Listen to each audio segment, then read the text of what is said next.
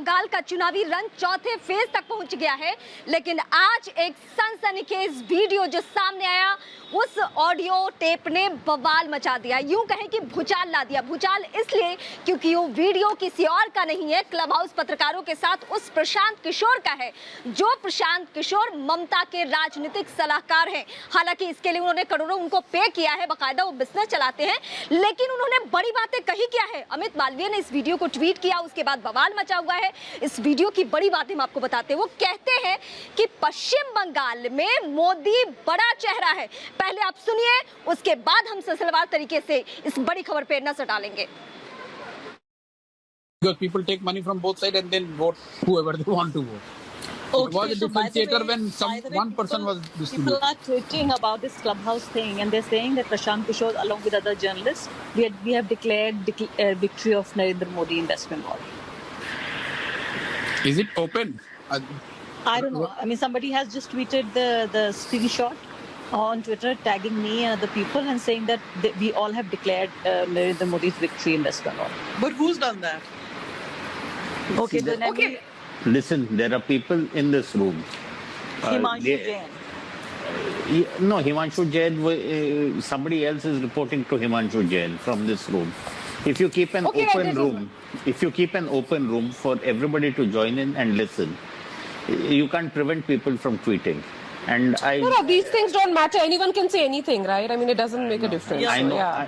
I know, but this is often seen as evidence. And one more thing I just needed people to remember was that whatever you say on Clubhouse is recorded. जो major जो problem है which we have to accept कि 20 years से there has been blatant effort and everything has been done to appease the minority. अब आप बंगाल को उठाकर देख लीजिए, पॉलिटिक्स का यहाँ एक लाइन का सिंपल फलसफा ये रहा है कि जिसको मुसलमान वोट करेगा वो सरकार बनाएगा। तो पूरी जो पॉलिटिकल इकोसिस्टम रही है, वो चाहे कांग्रेस की रही हो, लेफ्ट की रही हो, दीदी की रही है, वो सब मुस्लिम वोट को लेने के लिए उस तरह से सोच उनकी रही है। पहली बार हिंदुओं को ऐसा लग रहा है कि अच्छा भैया हमको भी तो कोई पूछ रहा है। ऐसा नहीं है कि एकदम से सोसाइटी ही गलत है, कहीं ना कहीं there is some element which BJP is exploiting, and that element is coming from the blatant misuse of minority politics by some of these parties. तो आप उससे हम और आप इनकार नहीं कर सकते हैं।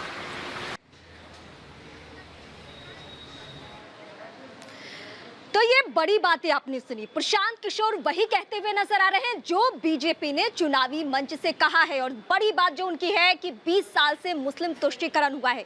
वो 20 साल में 10 साल सीपीएम का तो 10 साल ममता बनर्जी का। शाजिया इस वक्त मेरे साथ जुड़ी हुई है। शाजिया, मैं आपसे समझना चाहती हूँ, क्योंकि ये जो प्रशांत किशोर ने साफ गोई के साथ ये बड़ी बातें स्वीकारी है चुनावी माहौल में कि बीजेपी का जो प्रमुख चेहरा है नरेंद्र मोदी का, वो कहीं ना कहीं लोगों के दिलों में बस रहा है। इसके मायने कितने बड़े हैं? बिल्कुल, जाहिर तौर पर हमारे दर्शकों को समझना होगा कि प्रशांत किशोर कौन है। ममता दीदी के चुनावी रणनीतिकार, वो रणनीतिकार जो कि ममता दीदी यानी कि पश्चिम बंगाल की मुख्यमंत्री के लिए रणनीति तय करते हैं, वो प्रशांत किशोर बहुत कुछ बोल गए हैं। आंतरिक सर्वेक्षण जो हुआ उसके अनुमान पर वो बहुत कुछ बोल गए हैं। वो बोल गए हैं कि प्रधानमंत्री नरेंद्र मोदी की लोकप्रियता जो है वो पश्चिम बंगाल में बहुत ज्यादा बढ़ चुकी है। संभव माना जा रहा है कि बीजेपी की जीत हो सकती है। ये वही प्रशांत किशोर है कि जो कि चुनाव की रणनीति टीएमसी के लिए तय कर रहे हैं, लेकिन जीत यहां पर किया जा रहा है, जीत का दावा किया जा रहा है बीजेपी के लिए। तो हमारे दर्शक समझ सकते हैं कि पश्चिम बंगाल की राजनीति में इस समय क्या हो रहा है। साथ ही साथ प्रशांत किशोर की ओर से एक और बहुत महत्वपूर्ण बात कही गई। 20 सालों तक मुसलमानों का तुष्टीकरण हुआ। वो मुसलमान जिनको एक शाजिया, मैं आपके पास लौटूंगी, लेकिन रवीश कुमार से जो प्रशांत किशोर की बातचीत हुई है, उस बातचीत में क्या खास है? वहां प्रशांत किशोर जब पहुंचते हैं और रवीश से जब बातचीत करते हैं, तो पश्चिम बंगाल को लेकर जो कबूलते हैं वो सुनिए आप जरा पहले।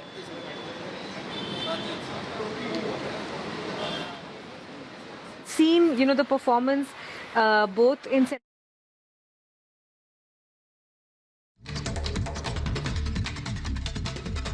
इसी से एक जुड़ा हुआ सवाल ये भी है कि एंटी इनकम्बेंसी, इतना मैसिव इकोनॉमिक क्राइसिस में भी मोदी के खिलाफ एंटी इनकम्बेंसी नहीं है। क्योंकि जहां एक चीज आप देखें कि बंगाल में मोदी इज, पहले तो एक बात है कि मोदी का एक कल्ट है जो कि बन गया है पूरे देश में, जो कि द डिग्री कुड वेरी, लेकिन 10%, 15%, 20%, 25% ऐसे लोग हैं जिसको मोदी में भगवान दिखता है, चाहे सही दिखे गलत दिखे वो एक अलग बहस का मुद्दा हो सकता है। स्पेशली जो यहाँ हिंदी भाषी है वो मोदी का सपोर्ट का कोर है। प्लस जो एंटी इनकम्बेंसी है वो स्टेट गवर्नमेंट के खिलाफ है, सेंटर के खिलाफ है नहीं। और मोदी है पॉपुलर, यहाँ काफी पॉपुलर है। अगर आप लीडर का हम लोग सर्वे कर रहे हैं तो मोदी और Mamata are equally popular, which is a very big thing. Modi is very popular. यहाँ पे मोदी पॉपुलर इसलिए भी है, आप देखिए बंगाल ने बीजेपी का स्वाद अभी चखा नहीं है, तो वो एक फैक्टर है कि 30 साल 35 साल से जो लोगों ने नहीं देखा है तो उनको लग रहा है कि बीजेपी कुछ ऐसा चीज है, कुछ ऐसा कर देगी जो कि हम लोगों को पहले अभी तक नहीं मिला है। तो लड्डू जो टेस्ट नहीं किया है वो वाली बात है कि उसको टेस्ट करना चाहते हैं, उसको लोग जाकर देखना समझना चाह रहे हैं, वो एक फैक्टर है। मोदी की मीटिंग्स में भीड़ आ रही है, उसका एक कारण ये कि मोबिलाइजेशन भी बड़े स्तर पे होता है, प्लस मोदी पॉपुलर भी है, इसमें कोई दो मत नहीं है। तृणमूल के खिलाफ गुस्सा है, वो एक फैक्टर है। पोलराइजेशन है, वो एक फैक्टर है। और मोदी की पॉपुलैरिटी है, ये तीनों चीज, उसके ऊपर से फिर बीजेपी की अपनी जो इलेक्टोरल मशीनरी है, लेकिन बेसिक ये तीन चीज ही है। Anti incumbency against Trinamool, that has opened the door for Trinamool BJP, their ability to polarise and SC votes. Prashant Kishor की बड़ी बात एक बार फिर मैं आपके सामने बताती हूँ। इस वक्त जो मैं वीडियो सुनवा रही थी उसमें बड़ी बात क्या थी? उसमें ये था कि मोदी यहाँ के लोगों के लिए भगवान है। मोदी के मन में मोदी लोगों के दिलों में बस रहे। और हिंदी भाषी जो लोग हैं जो यहाँ बाहर से आके रहते हैं, उसमें यूपी, बिहार, राजस्थान, ये वो प्रदेश है जहाँ के लोग कारोबार करने के लिए यहाँ पहुंचे पश्चिम बंगाल में और वहीं ये होके रह गए। अब वो यहाँ के वोटर भी है, लेकिन उस वोटर को अब क्या पसंद है? क्योंकि अब प्रशांत किशोर का ये कहना है कि पश्चिम बंगाल में ये होता रहा है कि सरकार उसी की बनेगी जो मुस्लिम खेमा को अपने हाथ में लेने की कोशिश करेगा। लेकिन अब माहौल बदला है, अब हिंदू को भी उस तरीके से महत्व और वैल्यू इस चुनाव में दिया जा रहा है। यही वजह है कि समीकरण बदल रहे हैं। लेकिन मैं चाहूंगी कि थोड़ा मैं बात करूं लोगों से किस तरीके से। दीदी ये बताओ यहाँ पे क्या चुनावी मुद्दा रहा? और प्रशांत किशोर जो कि चुनावी सलाहकार हैं ममता बनर्जी के, वो कह रहे हैं कि बीजेपी जीत रही है और मोदी का चेहरा चमक रहा है। इस पे क्या कमेंट करेंगे एज अ पब्लिक? कुछ पता नहीं। नहीं, आप वोट कास्ट करने आई हैं, कुछ तो आप मतलब ठीक है, बेहाला के बारे में ही बताइए। बेहाला को लेकर आपके मन में क्या ध्यान है? अभी तो बोल नहीं सकते हैं इधर। नहीं, मैं किसी पार्टी वार्टी का नाम नहीं पूछ रही हूँ, मैं ऐसे पूछ रही हूँ कि आप लोग पब्लिक हैं, आपके दिमाग में बेहाला को लेकर ही क्या चाहिए आपको? बेहाला का वोट अभी तक शांतिपूर्ण हो रहा है। हाँ। यही पता चला। शांतिपूर्ण मतलब आप लोग ये जो चुनावी हिंसा होती है उस पे आप लोग फोकस करती हैं, उसको सुनती हैं कि क्या कुछ हो रहा है? हाँ, इधर तो कुछ अभी तक नहीं हुआ। हाँ। तो सोच रहे कुछ हो भी नहीं सकता। हाँ, सोच रहे। दादा आप बताएंगे क्या? आप बताइए दादा। प्रशांत किशोर का कहना है कि पश्चिम बंगाल में बीजेपी जीत रही है, मोदी का चेहरा यहाँ पे लोगों के मन में है, और वो पश्चिम बंगाल में ममता बनर्जी के सलाहकार हैं। तो क्या पूछना चाह रहा है? मैं ये पूछना चाह रही हूँ कि इस मामले पर आप क्या बोलेंगे? देखिए, कोई जो ममता के साथ है वो कह रहे हैं कि जीते। नहीं, बात यह है कि कोई भी जीते, चाहे मोदी जी चाहे ममता जी, लेकिन शांति चाहिए। इलेक्शन ठीक ठाक हो, शांति से हो। मेरे दर्शक सुने इस बात को। पश्चिम बंगाल में सुबह से बहुत राजनीतिक हिंसा हो रही है और आम पब्लिक भी यहाँ पे चाहती है कि हिंसा बंद हो। एकदम हिंसा बंद हो। जो चल रहा है ये ठीक नहीं है। It's a celebration, it's a democratic celebration, we have to celebrate. हिंसा खत्म होनी चाहिए। लेकिन इस बीच आज जो प्रशांत किशोर ने बड़ी बातें कही है उसको लेकर हम फोकस करें। शाजिया हमारे साथ लगातार बनी हुई है। शाजिया, मैं आपसे समझने के साथ साथ पब्लिक का मूड भी जानना चाहूंगी कि चौथे फेज में चुनाव है, खेल असली यहीं से शुरू हो रहा है। मैं बार बार सुबह से दर्शकों को बता रही हूँ, अगर यहाँ की स्थिति अब प्रशांत किशोर बिगाड़ेंगे तो ममता क्या करेंगी?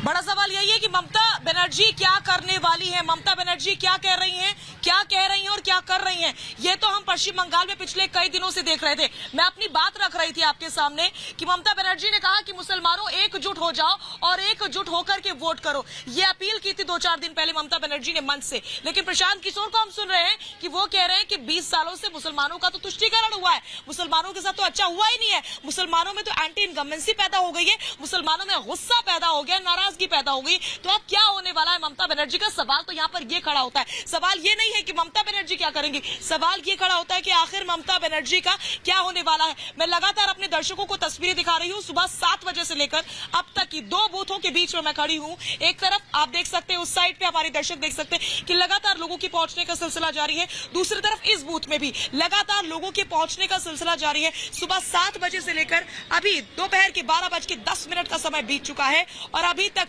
भारी तादाद में, आप देखिए भारी तादाद में लोग वोट देने के लिए पहुंच रहे हैं।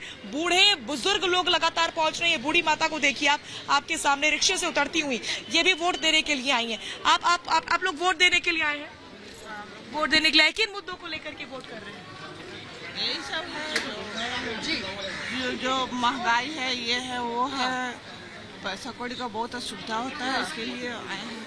पैसा कौड़ी की दिक्कत है, महंगाई है। हाँ, हटा चला कर नहीं सकते नहीं है, इसलिए बहुत दिक्कत। तो ये सुन रहे थे आप पश्चिम बंगाल की जनता को जो कि वोट देने के लिए पहुंच रहे हैं। इस बीच प्रशांत किशोर को लेकर के राजीव बनर्जी ने क्या कुछ कहा है वो अपने दर्शकों को सुनवाते हैं, उसके बाद से आगे बढ़ेंगे।